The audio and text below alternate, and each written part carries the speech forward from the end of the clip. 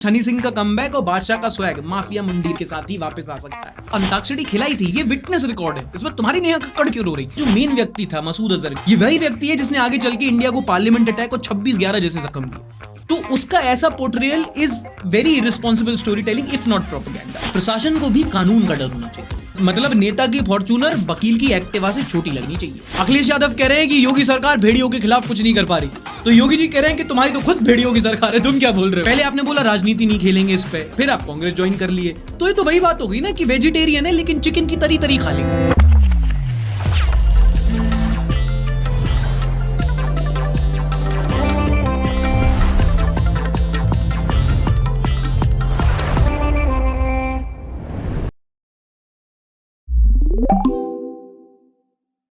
नमस्कार, आदाब and welcome. This is सार्थक ऑन द संडे शो, वो शो जहां हम करेंगे न्यूज की बात एंटरटेनमेंट के साथ और गणपति बप्पा के आशीर्वाद के साथ। क्या कैमरा इधर है? कैमरा अरे यही चलता है आजकल। कैमरा में दिखना पड़ेगा क्या? हाँ भाई, कैमरा यहाँ है।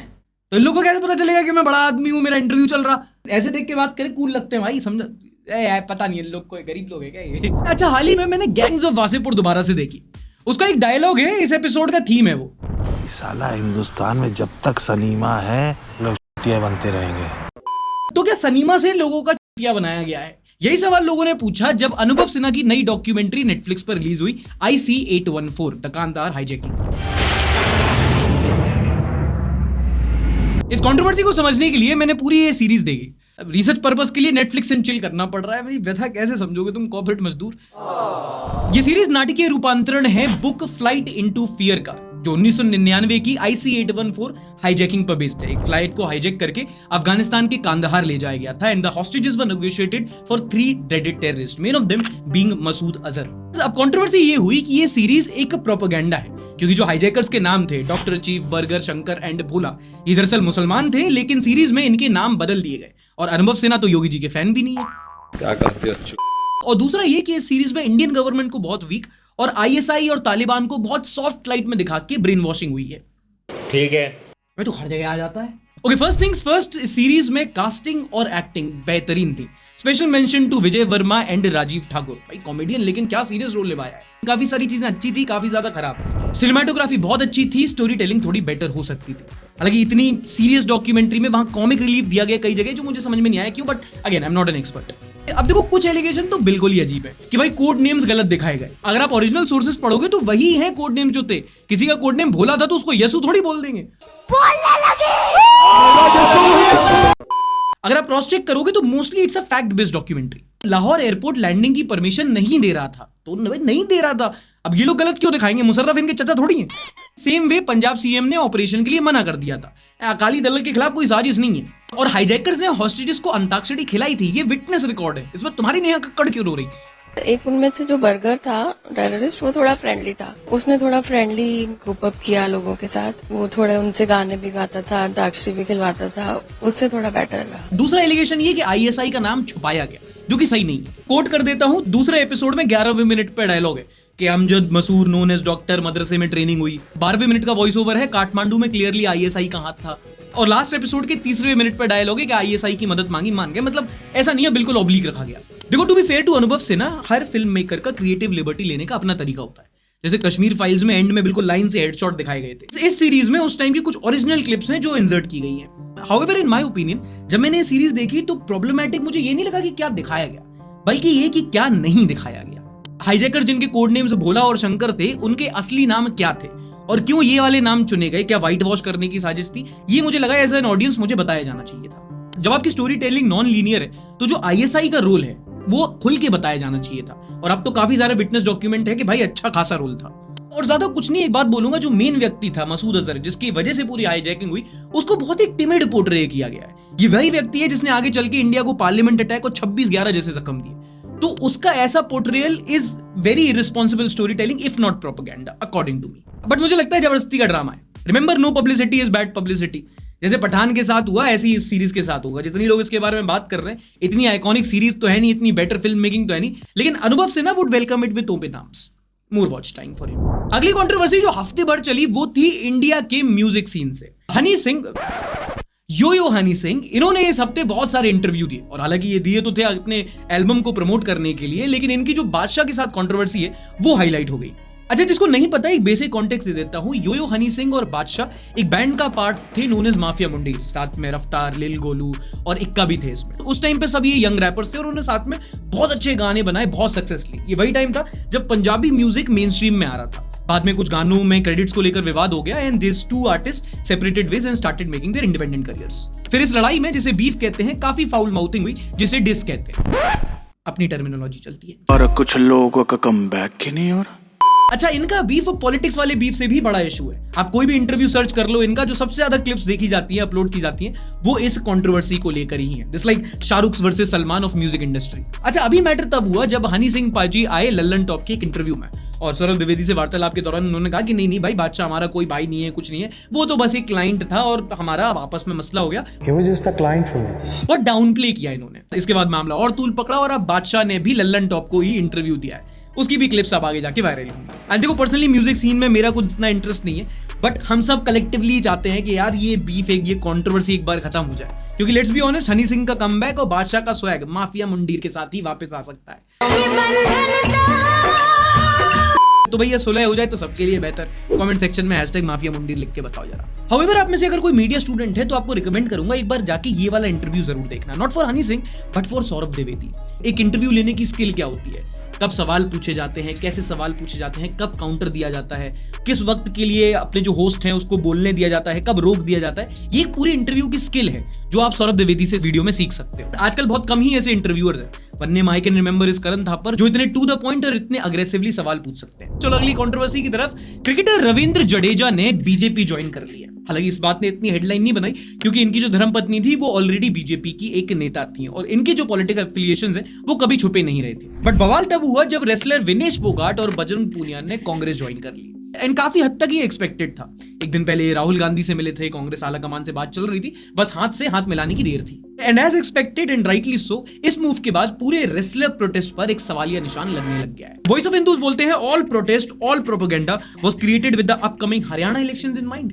तो ये उनका व्यक्तिगत फैसला है, पर्सनल चॉइस है उनकी कि वो पार्टी में जाना चाहते हैं। बाकी जो हमारा जो आंदोलन था, जो बहन बेटियों की लड़ाई थी, वो उसको गलत रूप ना दिया जाए। देखो फ्रैंकली गलत रूप दिया जाएगा। पिछले साल आपने एक पार्टी के खिलाफ मोर्चा खोला, फिर बोला ये एक पीपल्स मूवमेंट है, और फिर आप एक राइवल पार्टी ज्वाइन कर लेते हो तो सवाल तो उठेंगे। एंड साक्षी मलिक बिल्कुल सही है, ये उनकी व्यक्तिगत चॉइस है, कोई इसमें बुरी बात नहीं है। पर फिर अगर आपको पॉलिटिक्स से परहेज नहीं था तो आपने पिछले साल वो ड्रामा क्यों किया था जब आपने वृंदा करात को स्टेज पे नहीं चढ़ने दिया था कि नहीं भाई ये रेसलिंग प्रोटेस्ट है, इसको आप पॉलिटिसाइज मत कीजिए। क्योंकि आप रेट्रोस्पेक्ट में अब वो चीजें देखते हैं तो फेक लगने लगती है। पहले आपने बोला राजनीति नहीं खेलेंगे इस पे, फिर आप कांग्रेस ज्वाइन कर लिए, तो ये तो वही बात हो गई ना कि वेजिटेरियन है लेकिन चिकन की तरी तरी खा लेंगे। बेसिकली जनता को ट्रस्ट इश्यूज होते हैं, पहले ही से आम आदमी पार्टी के ट्रोमा में, और फिर ये चीजें फेक लगती हैं। साक्षी मलिक के चेहरे पे जो हताशा दिख रही है ना, वही होती है। एक बात और बोलूंगा बस, पॉलिटिकल एफिलिएशन कोई बुरी बात नहीं है, बस बता दो। हमारे देश की जनता जो है ना वो भोली बनती है पर है बहुत शाणी। जनता को आप मूर्ख समझना बंद कर दीजिए। आप झूठ बोल लो, कोई दिक्कत नहीं है, बशर्ते उन्हें पता होना चाहिए कि आप झूठ बोल रहे हो।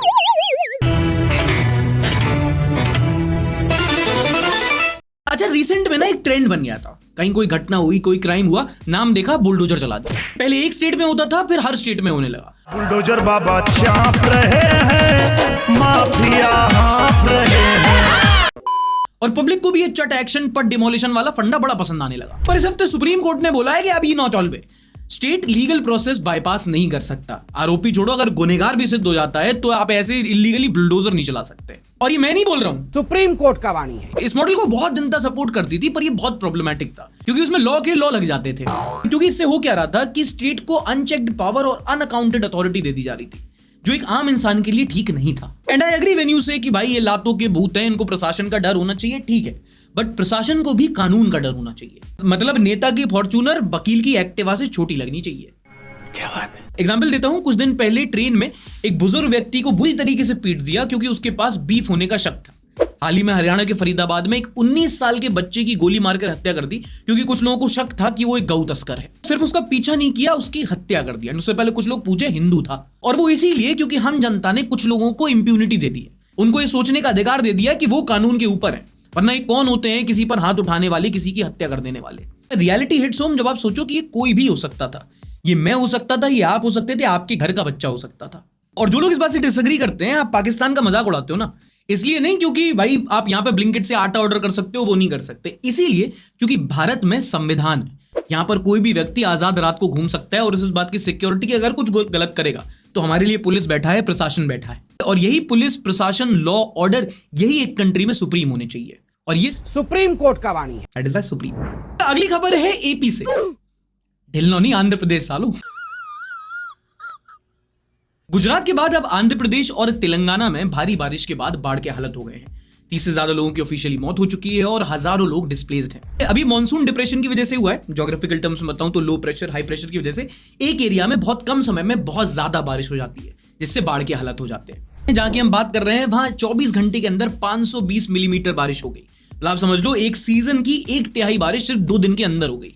इससे आंध्र और तेलंगाना में अभी भारी नुकसान हुआ है, फसल बर्बाद हुई है, बट फिलहाल एनडीआरएफ की टीम लगी हुई है और केंद्र सरकार भी इस पर निगरानी रखी हुई है। एक और इंटरेस्टिंग न्यूज इस हफ्ते सामने आई कि स्वच्छ भारत अभियान से लाखों बच्चों की जान बची है।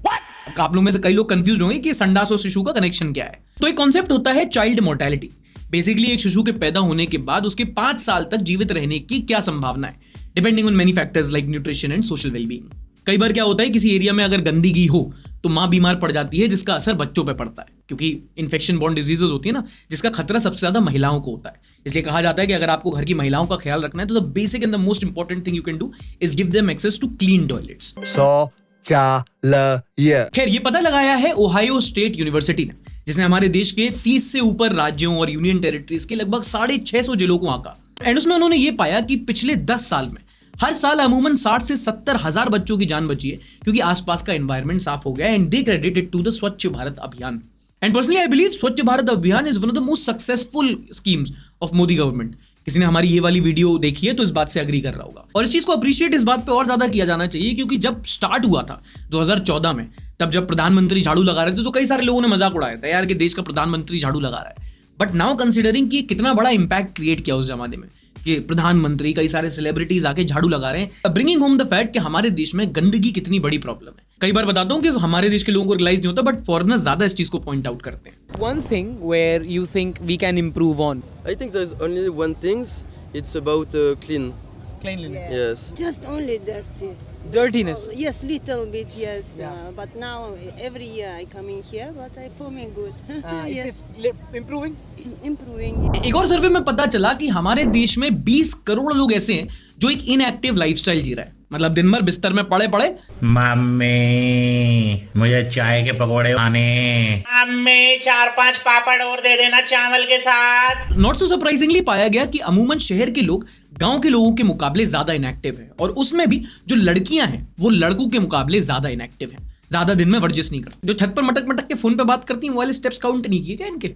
एनीवे, एक इंटरेस्टिंग बात जो सर्वे ने हाईलाइट की कि हमारे देश के जो स्कूल्स हैं वहां पर फिजिकल एक्टिविटी की ज्यादा जरूरत है। हमारे देश में आज भी 70% ऐसे स्कूल्स हैं जो बच्चों के फिजिकल एक्टिविटी पे उतना ज्यादा फोकस नहीं करते, और उसमें से भी 20% स्कूल्स ऐसे हैं जिसमें प्लेग्राउंड्स भी नहीं है उतने। और ये सिर्फ इकलौती रिपोर्ट नहीं है, अगर आप हमारा शो रेगुलरली फॉलो करते हैं तो कई टाइम पे ऐसी रिपोर्ट्स आती रहती है कि अब जो लाइफस्टाइल हो गई है उसमें हमारी जो फिजिकल एक्टिविटी है वो कम होती जा रही है। अगर स्कूल के मामले में बात करूं तो पर्सनली मैं आजकल बहुत नोटिस करता हूं कि आजकल बच्चे साइकिल्स नहीं चलाते उतनी।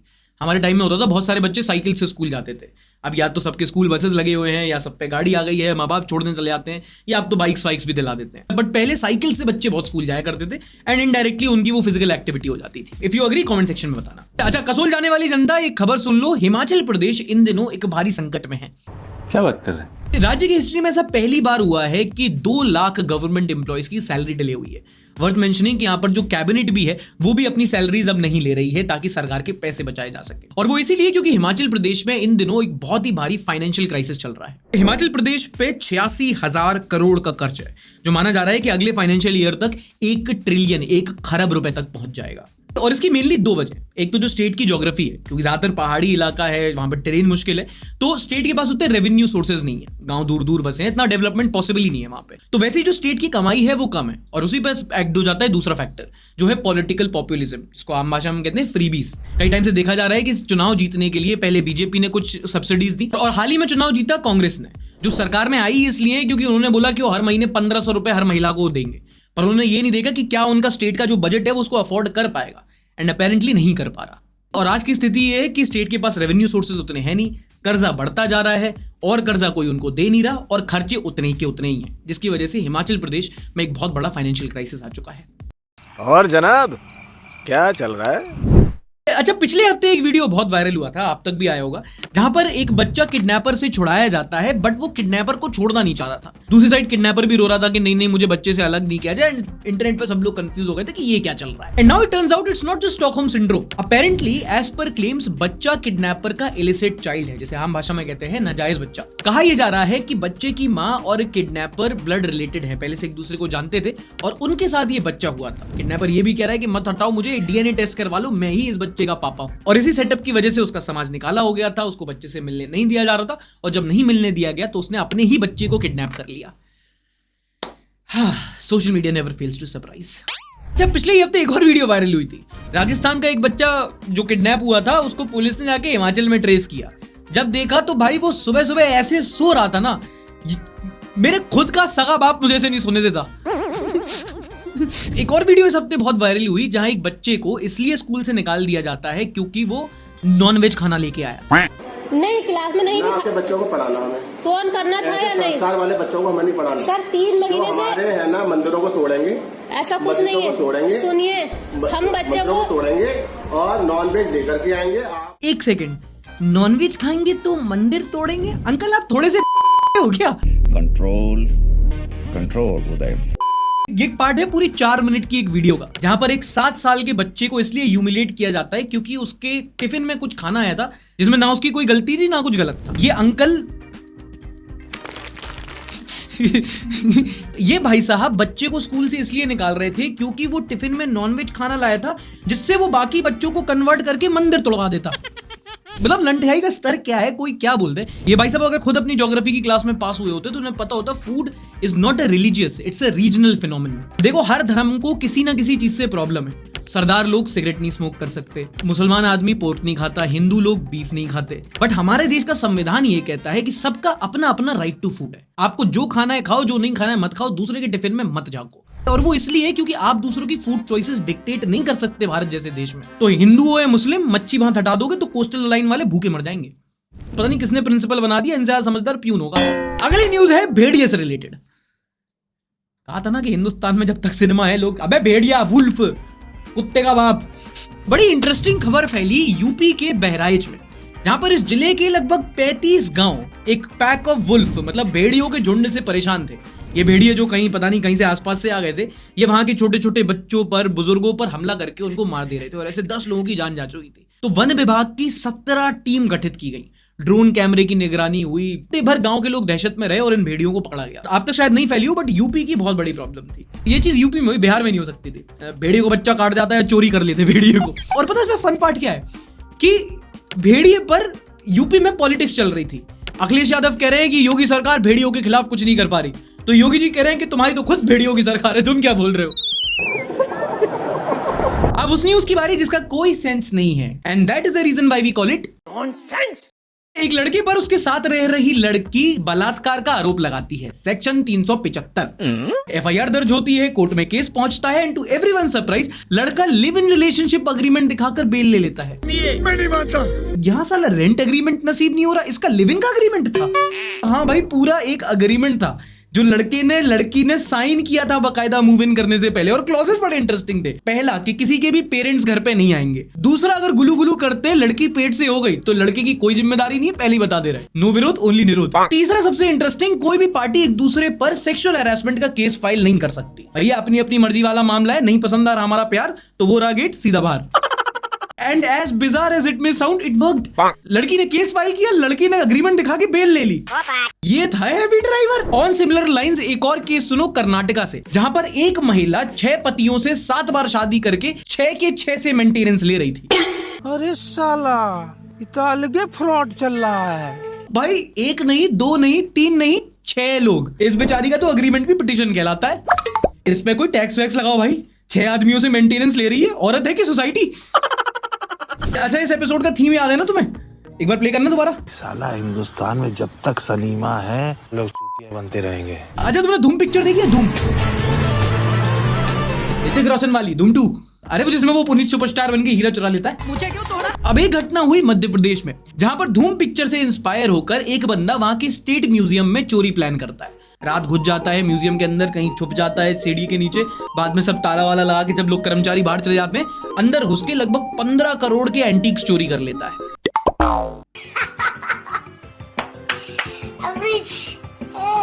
अब ये धूम से इंस्पायर होकर चुरा तो लेता है, पर फिर भी पकड़ा जाता है। पता क्यों? क्योंकि मूवी में ये नहीं बताया कि ऋतिक रोशन ने गटर में गेटअप कैसे चेंज किया। भाई चोरी कर ले, भाई के पास एग्जिट प्लान ही नहीं था कुछ। अंदर गए, लॉक हो गए, पता चला बच के बाहर निकलना है तो 25 फुट ऊंची दीवार है, उसको कूदना पड़ेगा। चंदू चैंपियन अपने कूद गए, और फिर मैं मारता हूं। एक ऐसे ही मास्टर प्लान की धोती खुल गई सिंगापुर में। अच्छा, न्यूज बताने से पहले एक बात बता दूं कि सिंगापुर में जो ड्रग लॉज है वो बहुत स्ट्रिक्ट है।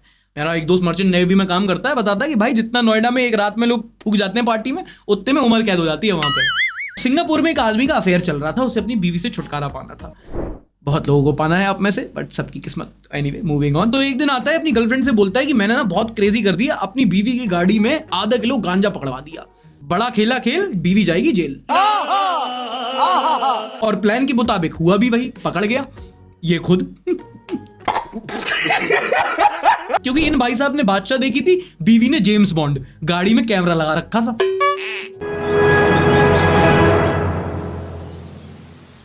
इस हफ्ते की इकलौती पॉजिटिव न्यूज है पैरालंपिक्स से।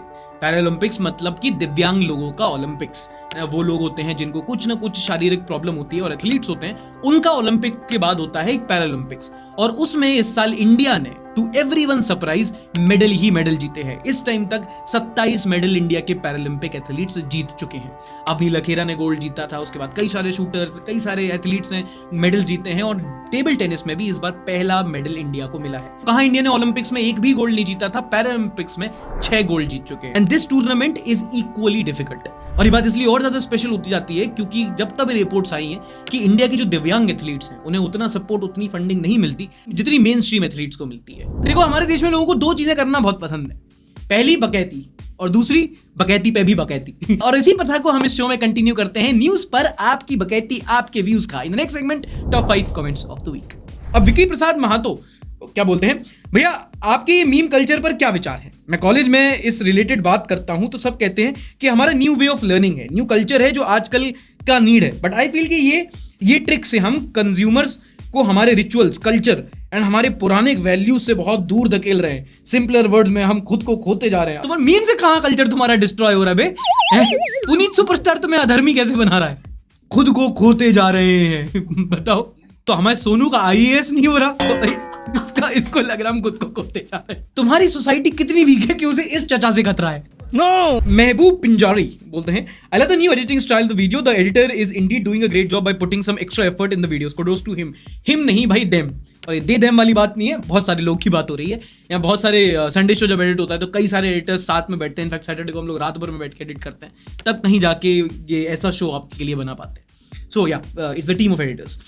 Dr. Vedant Tiwari बोलते हैं, सार्थक भाई, I think we need a huge revolution in education system of a country because it is the only solution to all the problems that our society deals with today, and it is our responsibility to start a revolutionary education system. Agree or not? Yeah, bro. जब कोई बहुत idealistic से comment करता है ना कि हमको ये करना चाहिए हमारे देश के लिए, हाँ भाई करना चाहिए, बिल्कुल बहुत सही बात है, पर क्या वो होगा? क्या वो होता है? नहीं। कम ऑन मैन, यूटोपिया से बाहर निकलो अपने। बिना हरी पत्ती रखे तुम एक फाइल तो पास करवा के दिखाओ, तुम्हें मान जाए हम।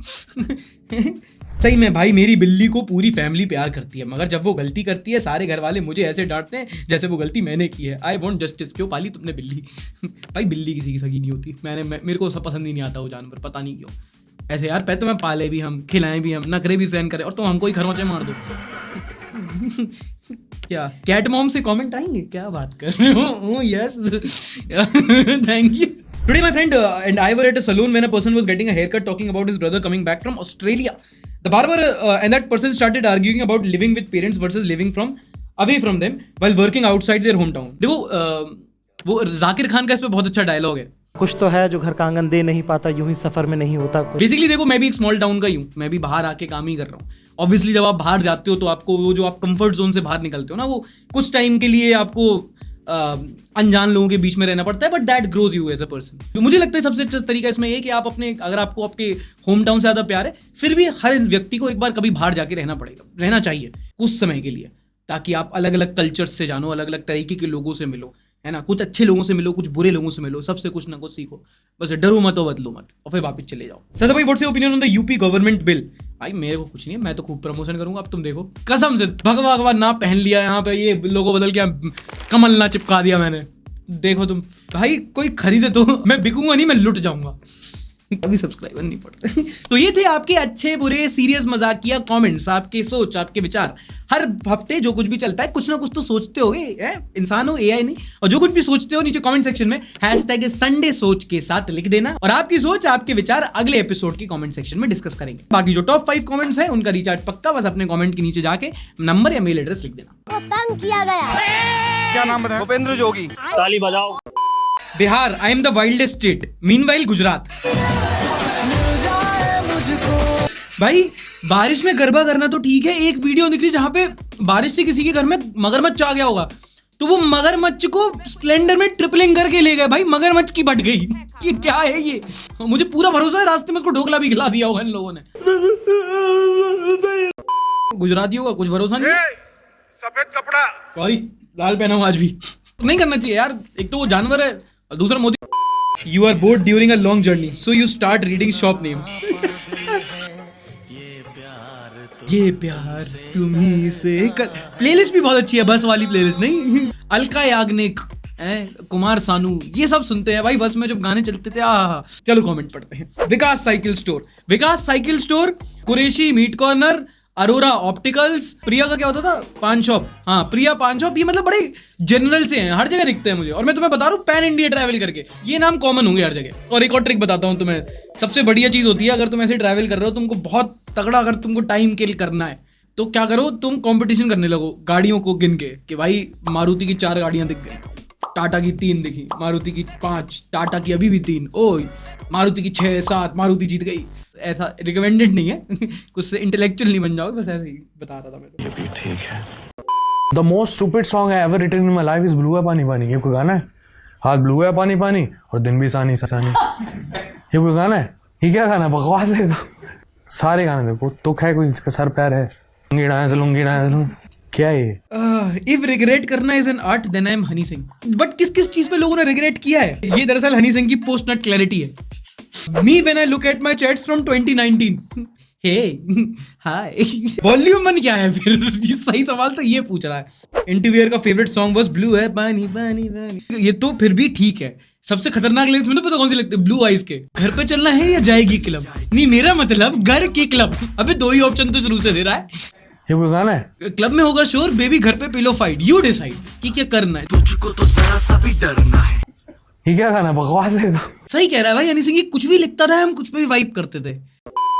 इतना ये पागल हो चुके, खेसारी लाल नहीं मिले तो ये लाइव अभी शादी कर रही है फोटो के साथ, जो आप लोग को हम दिखा रहे हैं। अच्छा, फोटो के साथ शादी कर रही है, तो शादी तो मान ली कर ली, तो सुहागरात भी मनाना होता है शादी के बाद। फोटो लेके सो जाएंगे, फोटो से हर चीज कर लेंगे। You can't say it's practically not possible. It's practically quite possible though. Photo harassment, देखो कोई कुछ नहीं बोलेगा, क्योंकि एक भाई ने बोला है she is photosexual. Every WhatsApp group has one who puts his own photo on the group profile picture, who changes the name of group every day, okay, has a cute girlfriend, so muted the group, who keeps asking for money from all the group members, who wants to be the group admin। भाई कितना perfectly sink कर रहा है अभी तक। पापा ने बोला है बेल नहीं करवाएंगे। भाई मीमर शायद कोलकाता का है। Who leaves the group as soon as added and joins another group, who adds other people in the group, the most peaceful guy in the group, who never messages and only saves stickers, who sells illegal products in the group। भाई इस एक reel ने पूरी politics describe कर दी। चलो on the same lines एक और। Surrounding yourself with good friends, my friend circle, लफड़ा expert, never been in a relationship but always give relationship advice, changes friends every day, thinks he's the Batman, never brings money but always daru, rarely speaks, Akhilesh Yadav, the one who pulled a baddie, लाल टोपी वालों ने इनकी गुद्दी दाल कर देनी है। Fried roses when you lover is from west Delhi. Fried roses.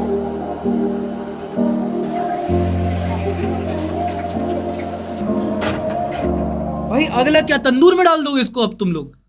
मतलब गुलाब कौन फ्राई करता है? Sky is blue, roses are fried, पकौड़े की ले ली, I ride. Gulab jamun. Proposal reject हुआ तो गुलाब के पकौड़े तल दिए। और इस डिश का नाम भी है गुलदस्ता टेम्पुरा। यही किनारे लगा लो आप, गाड़ी में नंबर नहीं है, सीट बेल्ट नहीं लगा है। अरे कैसे यहाँ? बेकार है भैया, मैं तो टूट गया मैं तो। अब इंडिया में बॉटल सेल क्यों नहीं हो रही? Meanwhile Indians Thums Up Sprite. ये तो भाई बहुत जनरल है ना कि अगर आप कोल्ड ड्रिंक की बोतल लेके आओगे, खासकर 2 लीटर वाली कोका कोला, तो वो तो आपके फ्रिज में ऐसे टेढ़ी करके रखी जाएगी, पानी भरा जाएगा उसमें। जो पेंट का डब्बा होता है वो बाथरूम में बाल्टी बनती है। जो कोल्ड ड्रिंक की बोतल होती है वो फ्रिज में पानी की बोतल बनती है। जो टूथब्रश खराब हो जाता है उससे वॉश बेसिन साफ होता है। एक और तुम्हें बताता हूँ, ये बहुत लोग रिलेट नहीं कर पाएंगे। जो तुम्हारे ये गुटके के पैकेट आते थे ना, पहले पॉलिथीन वाले आते थे ये, तो कई सारे ऐसे पैकेट्स को साथ में अगर पीटो तो जुड़ के वो चटाई बन जाती थी उसकी। कहा था बहुत लोग रिलेट नहीं कर पाएंगे। भाई आपका नॉलेज तो कमाल का है भाई। सर मेनू में कैपेचिनो है, एस्प्रेसो है, कॉफी लाते हैं। कॉफी लाते हैं? कहाँ लाते हैं? तुम तो पढ़ रहे हो। वो तो मैं आप कॉफी लाते कहाँ? अमेरिकानो है, अमेरिका से आ रही। अच्छा जाएं, चले जाएं, लाइक तो करोगे नहीं तुम, बेशरम तो हुई, बेहया। इससे पहले मैं अंडी वंडी शंडी कर दूं, दे दो एक बार, एक लाइक मेरे मुंह पे फेंक के मारो, इतना गंदा फेंक के मारो मेरा चश्मा टूट जाए मेरा। और उतनी दया कृपा कर दी हो मालिक तो अपने किसी दोस्त के साथ भी शेयर कर देना, उनका भी थोड़ा हफ्ता बन जाए। हम मिलेंगे आपसे अगले हफ्ते, तब तक के लिए अपने परिवारजनों का ख्याल रखिए। मिलेंगे आपसे अगले हफ्ते। टाटा बाय बाय, शब्बा खैर, Ganpati Bappa Morya. Like, subscribe and share.